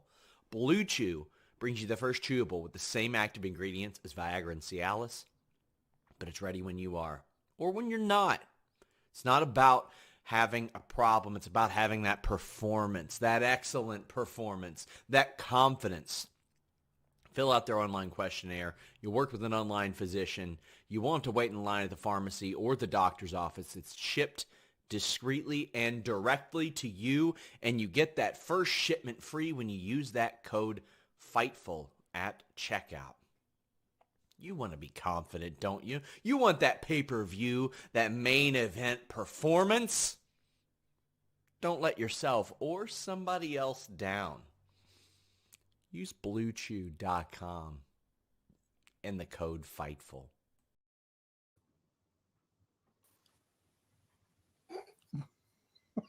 What have you done? What have you done, Kate? Don't worry, Kate's here. She's just not here. She's here, but she's not here. Bad News Burke says Chainsaw Brawny. Next they'll have pantyhose over his head. That's decent. The Better to One Jam Beard says, I missed the show because of work, but why did NXT make so many bad choices for winners? Mandy / Dolph / MSK and Tony D. At least Tony D's not too bad. Yeah, it is a weird deal. And now Kate is officially not here, so she'll be back. I have faith that she'll be back. But I'm gonna get this back to a single shot. Okay. Yeah, they did make some weird choices. The Dolph, it has to be because they're calling up Braun. That's the only thing I can think of. There's no reason why you would make Dolph Ziggler the face of your developmental brand, unless you were planning on putting it on somebody else and thought he was a better champion to like put over, let's say, Carmelo Hayes than anybody else. And Tony D, I think, is right. He's the right one to like. You Ciampa's leaving, you got to have him lose. Mandy, it depends on your deal, man. I've never been a fan of Toxic Attraction. I made no bones about it, but I know a lot of people love them as an act. So yeah, it's difficult. Mark Losper says, I heard another show refer to LA Knight as a rock tribute act. I don't hate that description. Yeah, honestly, a lot of the stuff that he does feels very rock-esque. He even does like his own version of the People's Elbow kind of thing. So I think that works. Kate's back! Kinda. My camera won't get recognized now, so I tried to fix it. I made it worse. There's nothing else to do. We're coming down the home stretch anyway. We really are. Mark Losper says, continuing to smash you over the head that they killed old NXT dead with rainbow unicorn vomit is really stupid given how much time it's been. Yeah, they do love to, everything is very rainbow in a way that there was no reason for the chainsaw to be rainbow colored. Like that's yeah, there's just no reason for that, I think. That might have been overkill. I thought this match was really good. Okay, I think Braun is really, really friggin' talented. I think he's like one of those guys who like, I can't believe he's only been doing this for like a couple of years. No, like it's a year and a half, really. Like, I can't believe that considering what he's at now. And I think he's very charismatic in the ring. I think that he can cut a decent promo. He's got a very specific promo style, but I think it definitely works for his character. Like I say, I think 5 years from now, this guy should be the biggest star in your company. They have such a terrible record when it comes to what they do with people who get called up. Yes, but those were Triple H creations. I will say that much. This is under the new wave, right? So there is a little bit of hope there. And the only other thing I'll say is like where the main roster is at right now. Like, what are you holding out for? You know what I mean? Like, what are you holding out for so that I can, in a year from now, make sure that he's a little bit better? He's proven himself against multiple ring styles. He's proven himself on the mic. He's proven himself heel and face. Like, I just feel like they're so thirsty for something exciting on the main roster. Like, I kind of get the idea of hot-shotting him. He handled himself great at the Hall of Fame yesterday. Yes. If they hot-shot him onto the main roster, now you've got to either build a long program for him. Like there's something you are not allowed to bring him up without a plan in place. You cannot do what they did to Bianca Belair, where they called her up like Mania in 2020 and then kept her off television until Survivor Series 2020. Like you can't do that that's a complete waste of his time. Like you got to actually have something in place for him. I don't know what that is. I don't trust them to know what the hell they're doing because they've proven to me that they don't. And I want like, is that going to be different in a year though? Is it? Is it? I think they would have more time to create something and put it in place between now and then. I have to believe that eventually it must get better marginally over time. Otherwise, there's no reason to cover it anymore. There just isn't. Yeah. Like I have to believe that I have to believe this is that we're going to, if we have not yet, hit rock bottom with Sure. WWE programming, and that it will slowly start to climb back up. Yeah, everybody said that. Believe that. But everyone said that when I became a fan at 09, and this is so much worse than 09. So it's hard to fully have faith in that. But then again, like a couple of years after 09 is when we had the pipe bomb. We had like that made WWE must watch again. Something like that could happen. I don't know why I choose to be so optimistic about this thing that I because we have to, because when it's good, it's great. There's like always that. And for me, literally the pipe bomb showed me that things can change on a dime. Like that was, the plan was not for CM Punk to be the biggest thing in the world. And he was for 431 days. So, or second to Cena, however you choose to look at it. But like the thing with where it's at now is like, I look at 09 and the years I got into it, and I don't think it was good in retrospect to what I know now, but things made sense. Nothing makes sense. Like the people that were important were still the guys that were winning matches for the most part. Did it make sense to have Kevin Nash come back to face CM Punk? No, but like CM Punk would win.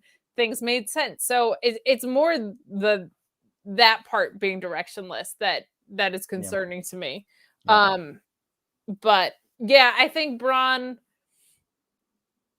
I'm hoping if they bring him up, it's with a plan. My concern is that he does dethrone Roman and Cody wins Money in the Bank, and instead of having it go Cody Braun, you have it go Braun Cody, which I think is a terrible idea.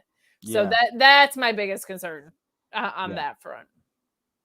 Matt Reichel says was an okay show, so unless Braun is getting fast-tracked to Monday night Raw, that finish made 0 sense. Yeah, I think he is getting fast-tracked. I think Raw after Mania, you're going to see the Braun Steiner debut, God willing. Yeah, I can't imagine he's not. And Flame Incorporated say Dolph Ziggler is amazing. I'm proud he's finally getting the push he's earned. # and still. Dolph Ziggler has always been great in the ring, but he's been booked into oblivion for so long that he's become impossible to believe as somebody who wins matches. And that sucks, but it's still the truth. And we have to like figure out a way to like analyze around that. Also, I would love it if they actually, they did a whole thing. Like Dolph Ziggler says, you know what? No more of this BS. Now you're going to see the real Dolph Ziggler. And he starts winning matches. And after he's won a bunch of matches, he gets a title shot. And then he wins that title. Like, that would be great, as opposed to like, hey, I'm in NXT now, but I'm a main roster guy. Guess I should get a title shot, right? Like, but yeah, the de facto. Like that, I don't want, that's a bad story for that. Yeah. Also, he shouldn't be in NXT. He should, like, that's not he's not the right, I don't think he's the right guy for this. But that's maybe just me. I don't hate that idea. I think it's actually kind of good to. There's some people that run their courses in places or aren't having things done, right? Yeah. Like, I don't know if it would be the worst idea for some of the people that are in the main roster to come down to NXT to liven up, like, to give them, like, how ROH is going to be used with AEW. Guys that are mid-card or better talents that aren't going to be in a title program or doing anything valuable coming to NXT, I don't think is the worst idea in the world. And I feel like Ziggler fit that profile just fine. Yeah. And he's also not someone that had deep roots there. Like Rhea Ripley can't do that, right? Because that doesn't work. That's true. So, Mark Glosper says, if the only metric that anyone cares about is money, WWE is more successful now. That attitude is why this slow death spiral is going to continue. And like, Mark Glosper is more pessimistic than I am, which is a feat. And he's not wrong. The only metric they do care about is money, and they are more successful now than they've ever been. So if all you care about is money, and the money is better than it's ever been, then what you're doing is therefore the best thing, and it must continue. And that is, well, I think they're trying to get the money in a certain place, and that place is to sell. Yeah. And I think if they do that, there's hope, because if they sell, that means a whole new sort of system to fall into. So that's where my optimism is right now, which is sad when you think about it. That I think the best thing for this company would to no longer be this company anymore is sad. All right, we get a few of these Humper and super chats to take us out. Thanks everybody for supporting, and again, go to FightfulSelect.com and subscribe if you have not yet, because Kate and I will be hanging out and talking about Mania Night 1 tonight after the show, which starts in like what, an hour and a half. Graham B says the day they crowned Mandy Rose NXT champion, it was RX IP to NXT women. Listen, I just everything around that has not been booked great, and her being champion and being like, I'm champion because I'm hot. If the point of the story is not to like prove her wrong, then I don't know why we're doing that with your heel champion. I think that's a storyline. That's a point of view she's perfectly she's welcome to have, but the point of view as your show should be she's wrong about that, and then book toward that as the end. Yeah, and I don't want to. Mandy's not the strongest in the ring, right? Neither is Jade Cargill, but her build has been good, and there's things about her that are completely different than anybody else in the world, right? So I don't know if they've done a good enough job of emphasizing her strengths and maximizing her weaknesses to make her championship reign feel like something that's important. Yeah. Bill Alphabet says that Ciampa is definitely turning into the Friar as part of Edge's House of Bleh. Thanks, Mark Losper, for the shout out. I like to call him the Friar would be good. Mark Losper says, Kate, you want to have your noodle cooked?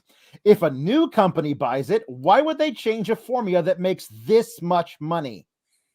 Well, I think Disney has an interest in long-term storytelling, and just because they're making this much money doesn't mean that they couldn't make more. Yeah. Like that's the stupid thing about this is you can make this much money and care about your product and make more money by having better live attendance, by having merch that actually looks good.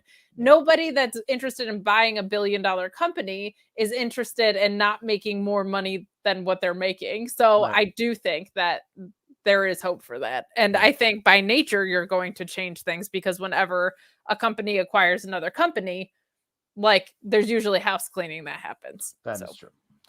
Bill Alphabet says this early morning sun has me extra soury. I believe he's talking about in Australia, but this mid-afternoon sun has Kate extra soury as well, I believe.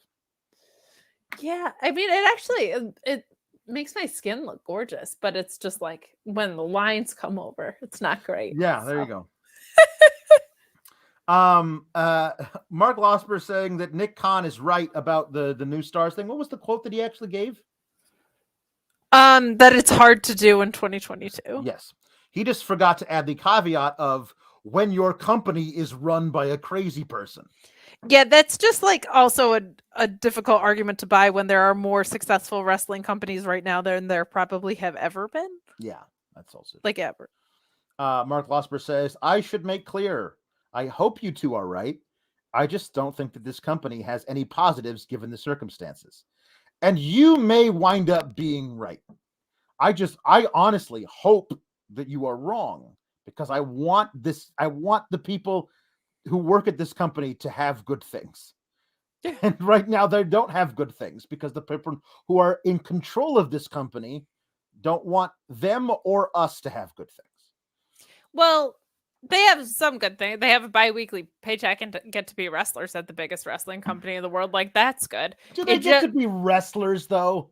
Or do they get to be... Let me finish. What I was going to say was that it seems as though they are... There's no correlation for working hard and getting yourself over and what that means. Like, so from that perspective, it's not good. But I do think any company buying another company is going to say, hey, what do you think people think of the people that are on television right now? Yeah. Like, I think logically, that's probably the first place you would start. Yeah. Like, here's why I'm optimistic. If Disney looks at Ricochet, they are going to see money because that guy is a superhero. Yes. Disney is familiar with superheroes. They are familiar with how to market them, how to merchandise them. They're going to see this guy as a superhero in real life. And that is why I'm hopeful, because I think they're going to be able to see dollar signs in the people that are there. Yeah. They are in control. They are in control. Hashtag no Canadian destroyers. Graham B says that main roster Johnny Gargano and Tommaso Ciampa would be Johnny and Luigi, and they would be called Pizza Time. Oh, it's so true. Manny DIY Toro, your own pizza. Manny Toro says WrestleMania 9, known as the worst WrestleMania. WrestleMania 38, hold my beer. We'll have to see.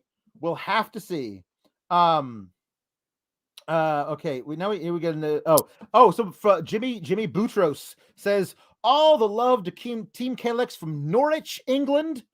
Never get to see you guys live, so this is a great Saturday evening treat. 5-star gabagools. So thank you, Jimmy Boutros. 5-star gabagools. Yeah, that's awesome. My career has peaked. Joshua Mitcherson says, thank you, Kate and Alex. You're my wrestling friends. And although I've never met either of you, you make me so happy. Thank you. You make my Wednesday fun. Oh, thank you, Joshua Mitcherson. See, people love us for some reason. I don't know why. They do. You're our best friend. Yes. Thank you so much. Yeah, that's good. Christopher Marino says, it's crazy that a company that doesn't use wrestling or wrestler as words has their biggest show called WrestleMania. I have thought about that year over year over year. Yeah. Luis adds to the Pizza Time thing that they will be called DIP, Do It Pizza. I like it. They could use a cutter. They could. Well, probably not. No, that would be gruesome self mutilation or something, right? Oh, I meant like a diamond cutter. Oh, there you go. But it would be the pizza cutter. Josh Weaver says, so which one of you is going to Mondays now that Denise is most likely fired for hitting Sean in the balls? Are you going to Mondays? Are you going to? I don't think it would be good for my mental health to do a Raw review show. It wouldn't. Believe me, it's never good. I'll tell you, I don't think it's going that way, though. I think that Sean fears Denise now. I think the muting will stop across all platforms and that the heel got his comeuppance. Go check that out if you didn't see his spot, though. It is super fun. He was telling everybody in the crowd to give him $5. A couple of people did, which was really fun. I'm so glad that Sean got to do something fun like that. He deserves it. JDB Pringle with a couple of things for the jukebox. First of all, she got sun lines on her face. Her bangs look great. Sour Graps #1, our best friend Kate. We will Graps you. Hell yeah, we will Graps. You see, the lines have been a part of the gimmick.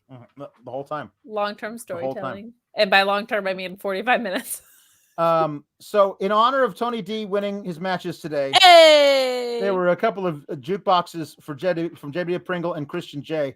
First of all, JW Pringle is requesting "We Are the Champions," but I am the champion. So here we go. I'm gonna sing "I Am the Champion" by Big Queen night. Big Queen night in the house. Yeah. I paid my dues time after time. I've done my sentence, but committed only a few crimes, and most of them you cannot prove in a court of law. I'm bad mistakes. I made a few. I've had my share of sand kicked in my face, but I've come through, and I need to go on and on and on. I am the champion, my friend. And I'll keep on fighting till the end. I am the champion. I am the champion. No time for losers, 'cause I am the champion. of the world. Thank you. That's the Gabagool. wild. And now finally, the last one. Christian J says, how much for Tony D? Wait, first of all, Tony says, you look beautiful tonight, Kate. I mean, you always do, but tonight especially. Thank you. I hope that that's true in 4 hours when tonight hits. The battered one, Jam Beard says, if they call Braun up, what does it say about him that Braun can't beat a gatekeeper / good hand type of guy who barely wins on the main roster? What it says is they don't think that you watch NXT. Right. That's what it says. I've accepted that because I also think he's going to be Braun Steiner on the main roster. Please. Like I've accepted that it's a fresh start. And that they don't think that you keep tabs on NXT to know who is coming up the pike, but that you are not clued into the weekly product. I mean, if you can beat Kushida but not Von Wagner, like, right? I mean, right. None of this makes sense. Kushida. Mark Losper says the crimes part popped me so much. You guys rule. Popping Mark Losper and Kushida, which is really impressive. But Christian J also says, how much for Tony D to sing I Want It That Way by the Backstreet Boys? Well, the price is whatever you paid for this Humper Chat. Here we go. And then we'll be done. And then we'll come back in a few hours to do this all again on Survival Select. You are my fire, the one desire, believe when I say that I want it that way, but we are 2 worlds apart. Can't reach to your heart when you say that I want it that way. Tell me why. Ain't nothing but a heartache. Tell me why. Ain't nothing but a mistake. Tell me why. I never want to hear you say I want it that way. Thanks, everybody. Come back in a few Subscribe hours. to Fightful Select if you're not already for $5 a month. And join me and Alex. Yes. Follow us both on the Twitter at Alex Sourgraps, at Miss Kate Fabe. We'll be live tweeting WrestleMania Night 1, whatever the hell for winds up some being. reason. All right. Thanks, guys. Keep cool, Gabagools.